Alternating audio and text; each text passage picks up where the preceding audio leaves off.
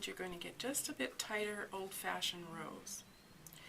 When you're done with creating the rows the way that you would like it to be, you're going to take your needle and you're going to go through so that you pick up all of the seam allowances.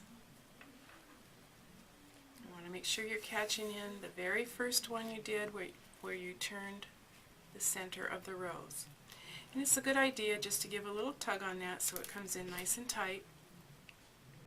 And I do this, I move over about an inch, and I do this back and forth all the way around the base. When you know you've got your seam allowances stabilized, you can remove your hairpin. And we'll take one more catch across.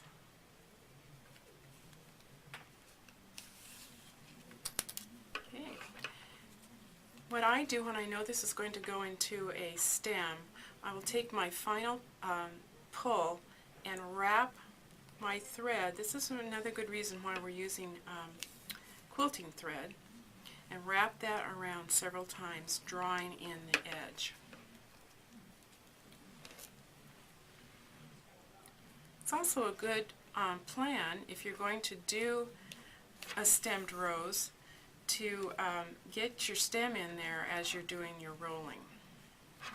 Didn't do it this time, but that's what I would recommend. Once you have that done, you'll be taking a really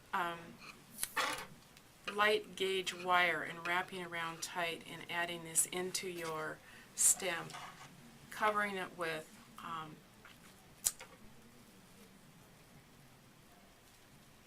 floral tape. As you wrap the floral tape around, you can also wrap leaves into it. So that's how you would get a stemmed rose. If you're going to do a rose that's going to be finished on the bottom, what you're going to end up doing is you're going to be doing it so that it goes inside out. In this case, we have the right side to the inside, and we've stitched all the way around, and we hit the stop place. What we're going to do here is remove the paper clips.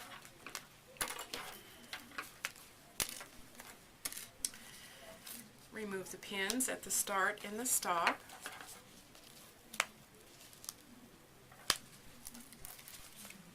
Take your templates off. Your first template will come off nicely. Your inside template this time, you're going to turn your whole tube right side out. Again, we left our needle and thread together here, threaded. We just drop that down to the side. I want you to turn the inside tube back on itself as you're pulling the template out. Again, you just manipulate this. It'll straighten out. Just bring it down.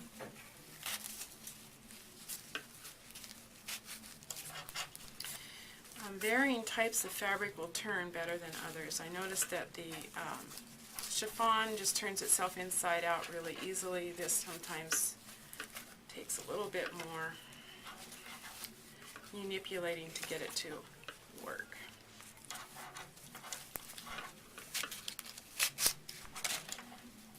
Okay, once that's inside out, of course you're going to want to go in there and pull out the tube.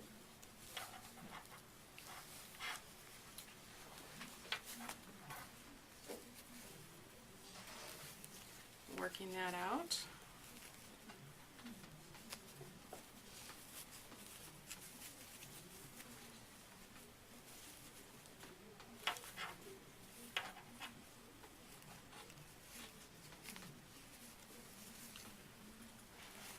This is the part you can edit.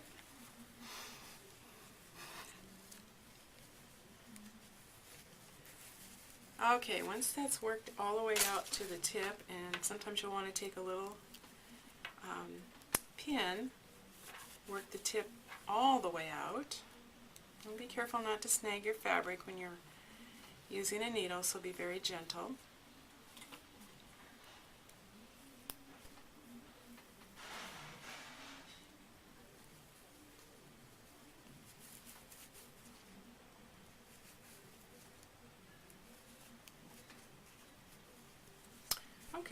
Once that's out, the next thing that you're going to need to do is to stitch the opening at the back end closed.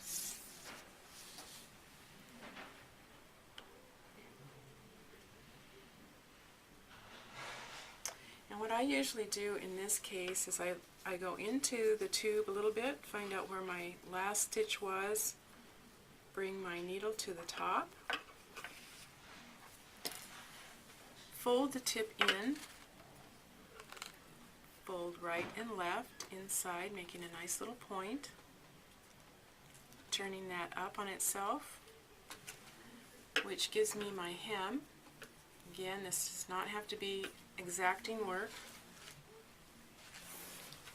Pin it so it's held while you're going to stitch it closed. Going back here, and we're working the seam allowance in.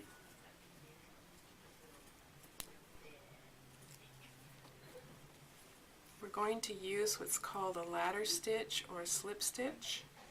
And we're going to just pick up inside the folds on both sides. So we're going to go on the left side and then down on the right side.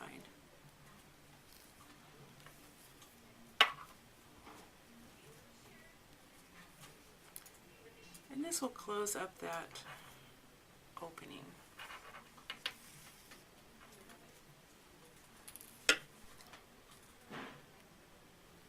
Again, this is not an exacting science. Your stitches don't have to be exactly the same size.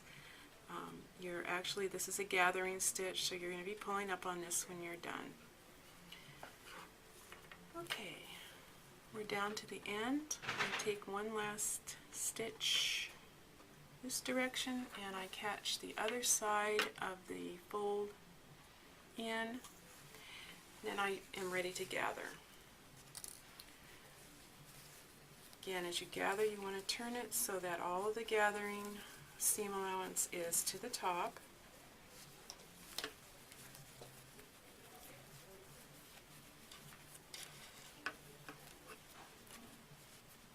Bring it up. This time I'm going to do a really fluffy one, so I'm going to have fairly tight gathers.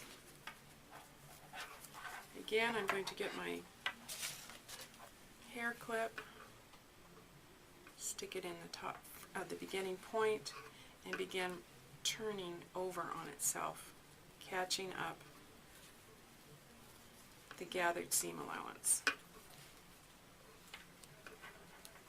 And you'll notice that the seam allowance is to the inside of the rows, so this bottom section here is finished. You don't have any raw edges sticking out.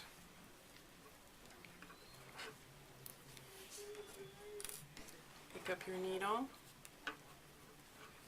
and again, insert it in through, making sure that you're picking up all of the seam allowances. I usually keep my bobby pin in there so that it holds that center piece until I get it anchored. Once again, we're going over about a ½ inch, going through as many of the seam allowances that we can pick up.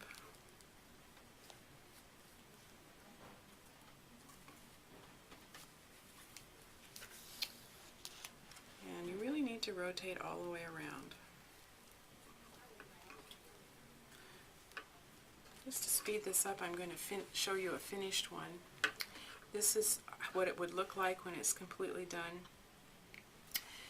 This gives you the opportunity then to add leaves and create, with crinoline on the back, you're going to be able to make a corsage. You would just hot glue your pin on, and that would give you a completed project right there. You can also put the small ones, these are done in chiffon, they can go on a hair clip. So you're having the hair clip and adding some beads on there. You can combine it with some netting and give a little extra dimension to the rose. You can put it on a hairband for a little extra touch to that wedding dress, flower girl dress. You can add it with our bow maker and you can create a wonderful top to a package, or you can create a corsage with this as well. And one of the most fun things to do is to create compositions. So one of the things you can do is make a variety of different sizes of the roses and add it in with yo-yos and other formed flowers to make a wonderful composition that can go on the top of a memory box.